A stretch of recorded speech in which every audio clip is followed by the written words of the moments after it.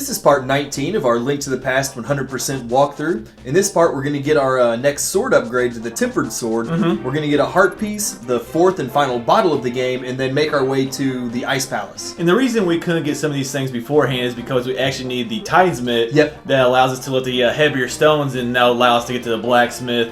Do the tempered sword thing, and that's where the heart piece is also. Now, my question on the blacksmith that we found is, how in the world did he find his way into the dark world? Like, the game makes the whole point of, like, getting to the dark world was so difficult. Like, no one knew where the entrance was. Well, Aghanim transformed us there, didn't he? Like, after we defeated him in Hyrule Castle. So, I don't know, it's one of those things, like, are some other characters transferred over? I guess. Or, like, are they totally different characters? Obviously, this is the same one in both worlds, but, like, I just always wondered, like I said, are they different between worlds, or are there some that carry over to the other world? Who knows? Well, I'm just glad that we found this guy to his home so we could upgrade our sword, because we've been stuck with the Master Sword for, what, 5 dungeons now? 4 dungeons? 4 dungeons, yeah, which is quite a bit, actually, of the Dark World, but I love this sword upgrade that we get right here, and you'll hear it here in a little while when we start actually using this sword. It just has, like, a little bit better sound to it that makes it sound stronger, and I thought that was just a great detail that they put in this game. Plus the fact that we only have to pay 10 rupees for it, you know, he gives us a big discount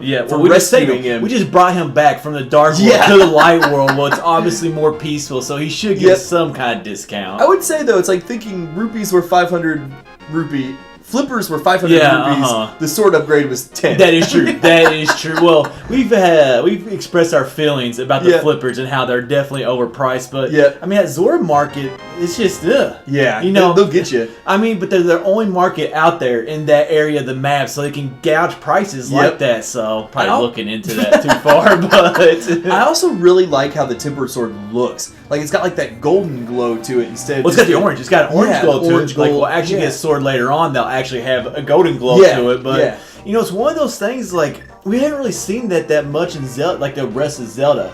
Like, now as you get into like the more 3D games, the swords really don't become a different color or anything like that. But I just can't really think of another game where the blade was a different color, or at least you could see it, other than this game. Well, I think this was the first time that they really had the technology to do it, for one thing. So. Yeah, but what I'm saying is they haven't really done it going forward. Like, in Ocarina of Time, like, you just got a bigger sword. Majora's Mask. Majora's Mask changed a little bit. Yeah, it had a little bit of color. I forgot what the sword name was, but whatever. Yeah, exactly. What was the name of that sword? I don't remember. It's driving me nuts now.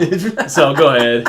Well, it was kind of tedious. I don't think I ever went through and actually knocked down all those posts. You would think that'd be such an obvious thing to do because they're there. Well, it's got to do something, you would think. So but I think I would hit a few of them and then just be like, this is boring. Yeah, I'm not going through with this. I love the blacksmith house right there in the Dark World. It's kind of like, you know, all broken. The roof is gone. Obviously, so you can see that treasure chest, which you'll see here in a second, does contain the fourth and final bottle, but just... I don't know, it's just a cool little detail, cool little visual right there, seeing that chest through the broken roof. Yeah, and both of these little side quests we're doing right now, I think were really cool, because now side quests are so much more common in in Zelda games, well, in all games in general. But for us to like have to rescue the smith to get the sword, for us to take this treasure chest to this random thief that we met so much earlier in the game, was just really random little touches I liked. In my first time playing, those are two things I had no clue how to do. Like, okay, I see this frog, and like I'm supposed to take him somewhere. Had absolutely no clue where to take him because, well, okay, I can read, but you know my patience for reading is not very well, so usually when I get a clue, I just forget about it. Exactly. And then the thief right there, he kind of gives us something earlier in the game about how he used to be a thief or whatever, he could pick locks or I something never put like 2 and 2 together and got the 4th bottle, so exactly. Like he said, 2 cool side quests right there, which at this time you didn't get as big a side quest for obvious reasons. You really didn't, but it's nice to get, like you said, the tempered sword, that 4th bottle, now that we're about to take on the last couple dungeons in the game. Yes, you know? It's just nice to kind of be upgraded, but we are heading to a dungeon that we both absolutely despise. Exactly. Right like, a lot of people, if you ever watched our top 8 worst Zelda dungeons, which we highly recommend to go watch. It's a good video. One thing that always makes me upset about that video is like people are like, oh, we just hate these dungeons because they're hard. Yeah. And for the most part, that's not true. It really for isn't. this dungeon, it is true. Well, it's just such a confusing dungeon. I think this one has more backtracking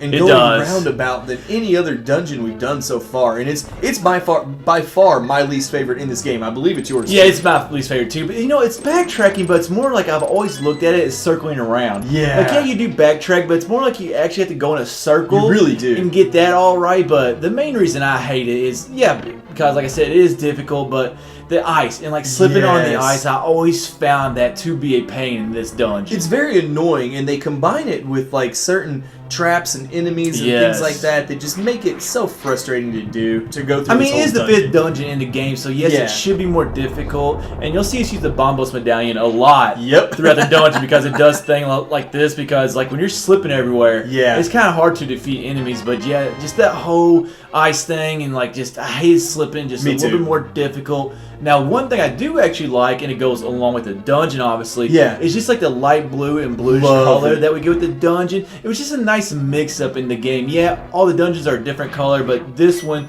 was way different. It's by far like the lightest colored one, I believe. I mean, I love that light blue, and also just it looks like the edges are covered in snow or icicles. Agreed. Yeah, that's just a really cool touch. It makes it really stand out visually from any of the other dungeons. It's kind of one of those dungeons that you remember. Like, you can always go back and, hey, the ice palace. So, like, it's bad for a good reason, I guess you could say. But I do remember going through it, like I said, with the colors and everything. And the first time playing this game, I was like, wow, this place is so much different than really anywhere we've been so far. Because Skull Woods and Thieves Town were kind of just, the colors were different. They were darker. It's really just regular dungeons, in my opinion. But man, it goes great with the Ice Palace theme, of course. But and I also kind of really like. No, you had nothing to say there, did you? No, not really. I was kind of. I can tell you were stretching because you're like, it goes good with the Ice Palace theme. Well, yeah, there's snow and there's ice and there's a icy color too. Yeah, but I also really like the way the Stalfos look. That's why we don't charge for any of our content. Yeah, exactly. Because of statements like that. Now this room can